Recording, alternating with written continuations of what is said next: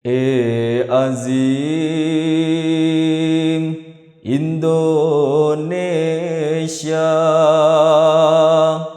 jayalah Indonesia.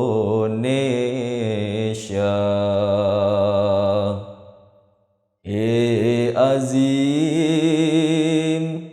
Indonesia, jayalah Indonesia.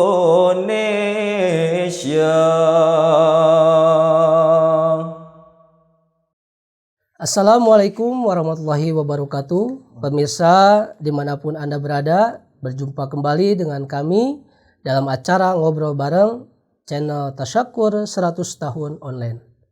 Dalam episode kali ini kita akan mengkaji dan membahas salah satu buku karya Agung Hadrat Masih Maud alaihissalatu wassalam yang berjudul Barakatul Doa. Bersama kita telah hadir para narasumber yang sudah tidak asing lagi. Di antaranya Bapak Eki Sabandi dan yang kedua Bapak Maulana Atauhai. Assalamualaikum warahmatullahi wabarakatuh Bapak-bapak.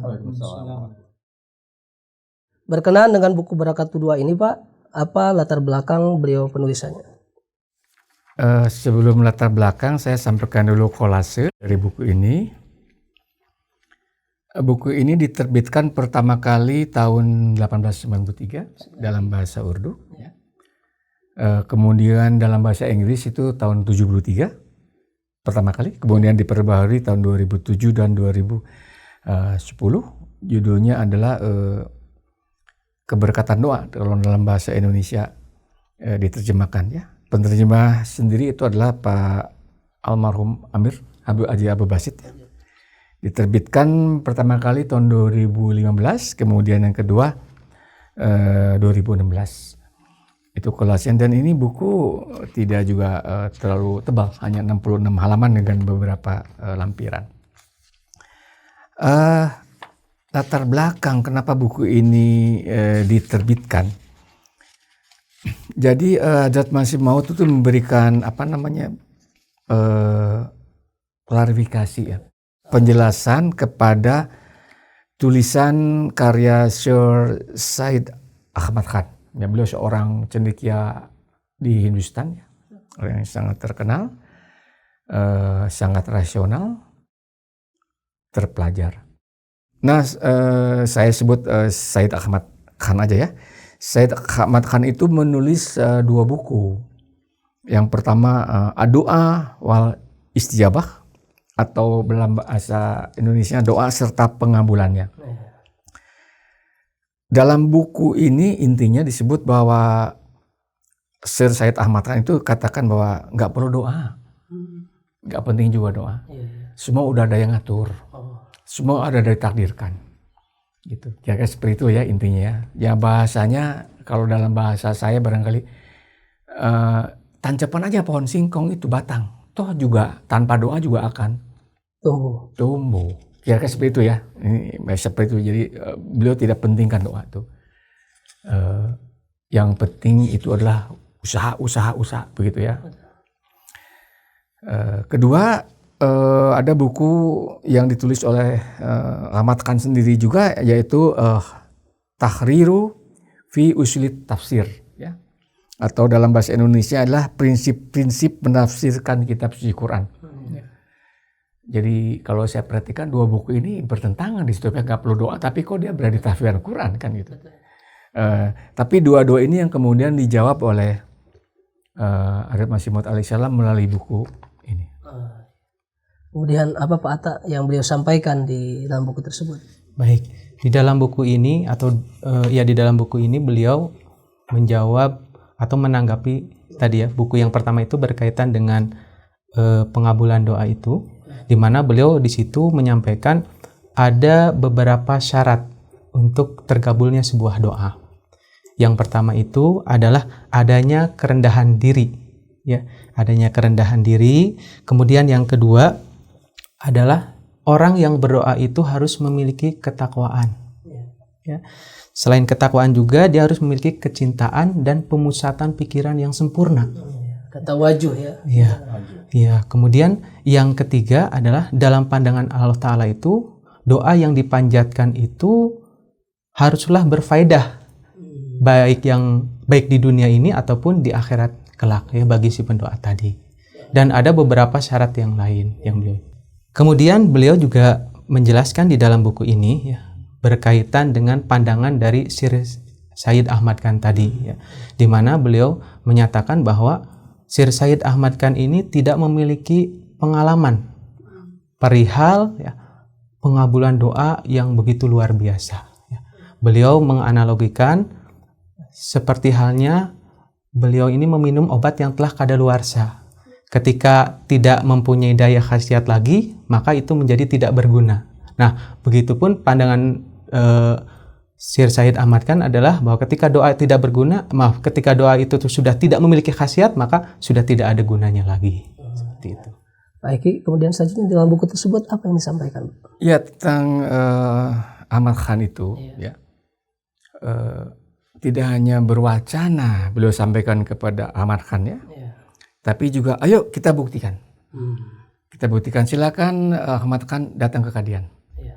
Beliau mau minta doa apa, tapi asal ada ketulusan dan janji kalau terbukti doa yang beliau alaihissalam kabulkan, Ahmad Khan akan meninggalkan itu pemahaman seperti itu, tidak pentingnya doa. Ya, beliau tawarkan seperti itu. Penawaran ya langsung. Betul, tapi memang tidak ada respon dari yang bersangkutan.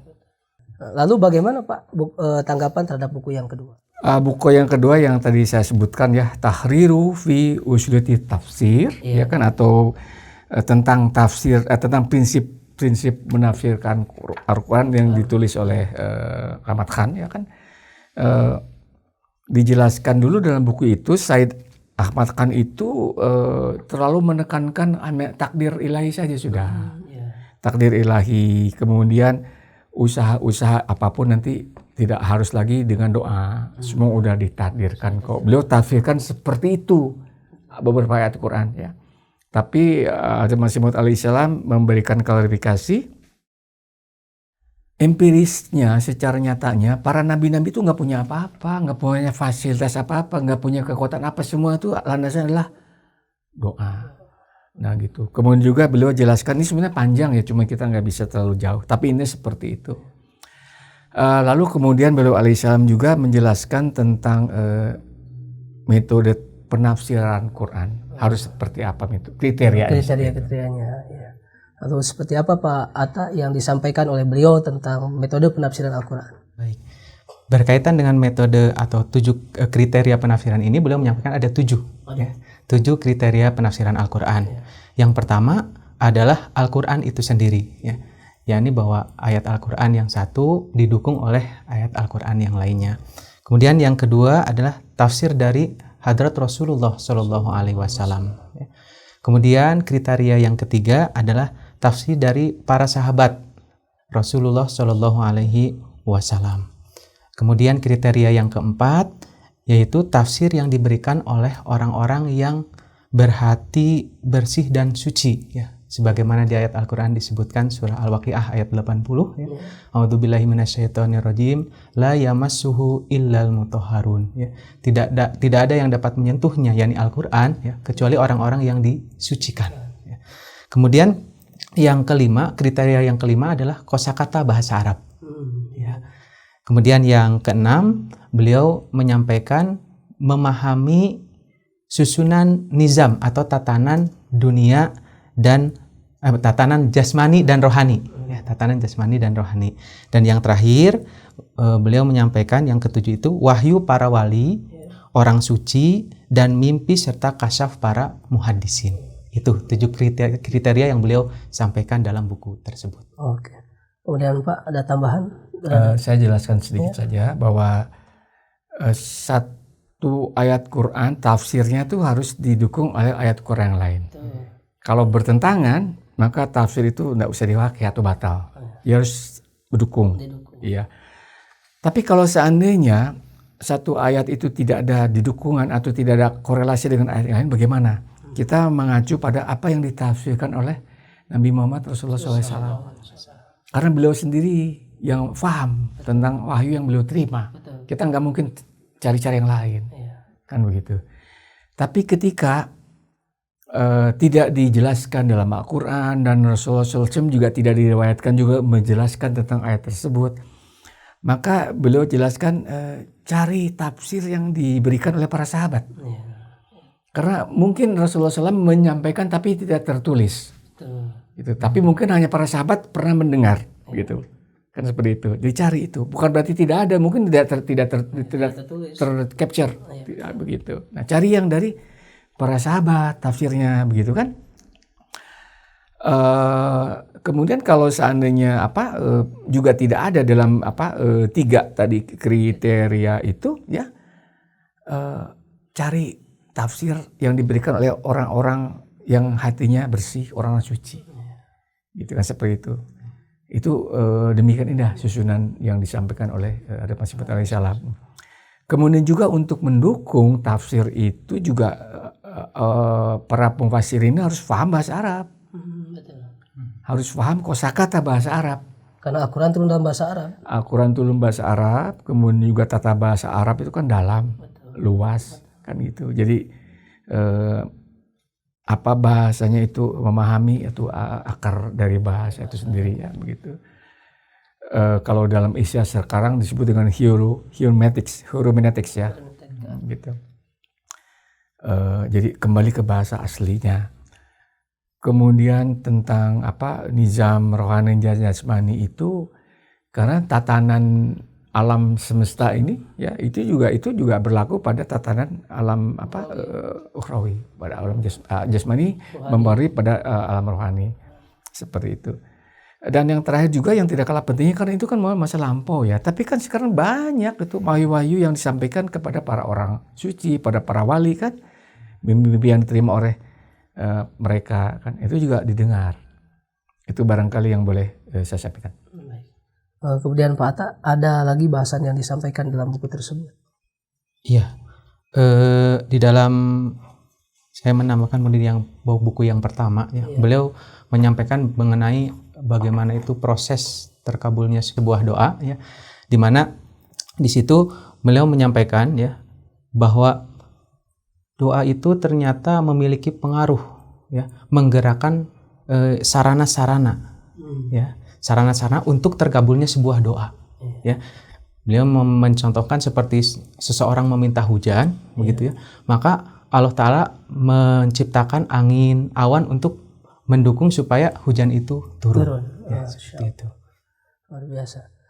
Pak, kemudian ada tambahan dalam buku tersebut yang disampaikan? Ya, 2 hal prinsip tadi sudah dijawab ya, menjawab 2 buku tadi oleh Hadrat Masih Maud alaihissalam. Dalam buku ini juga disebut bahwa ini buku tentang pengambulan doa, sempurnanya doa, nubuatan, tentang panitia keram beliau sebutan lagi ya. Kemudian juga beliau juga mengulas tentang himbauan kepada para pimpinan, pada tokoh masyarakat, pada penyelenggara pemerintahan ya. Beliau juga jelaskan di situ seruan-seruan beliau yang intinya adalah bagaimana keindahan keagungan Islam. Kemudian yang terakhir itu tentang pengumuman ya, pengumuman bahwa beliau akan menerbitkan buku Barakin Ahmadiyah. Dan beliau itu tantang, tanda kutip, memberikan challenge, nanti buku ini terbit Barakin Ahmadiyah, dan beliau memberikan challenge, oke, silakan berikan buku tulisan tandingan begitu. Dan beliau katakan kalau ada yang bisa menandingi buku ini, beliau akan memberikan hadiah 10.000 rupiah. Itu barangkali yang boleh saya sampaikan. Baik Pak, mungkin ada closing statement dari Bapak. Lagi ini buku harap ditelaah lebih dalam ya. Walaupun memang agak sulit untuk membaca, memahami, tapi dengan adanya penjelasan ini barangkali bisa membantu memahami apa makna dari isi buku ini. Beberapa. Pak, ada closing statement? Baik, doa itu adalah senjata bagi kita ya. Oleh karena itu Hadrat Masih Maud alaihissalam masih di dalam buku ini beliau menyatakan bahwa pengaruh doa itu katanya jauh lebih kuat daripada pengaruh api dan air. Bahkan tidak ada sarana alami yang lebih hebat daripada doa itu sendiri.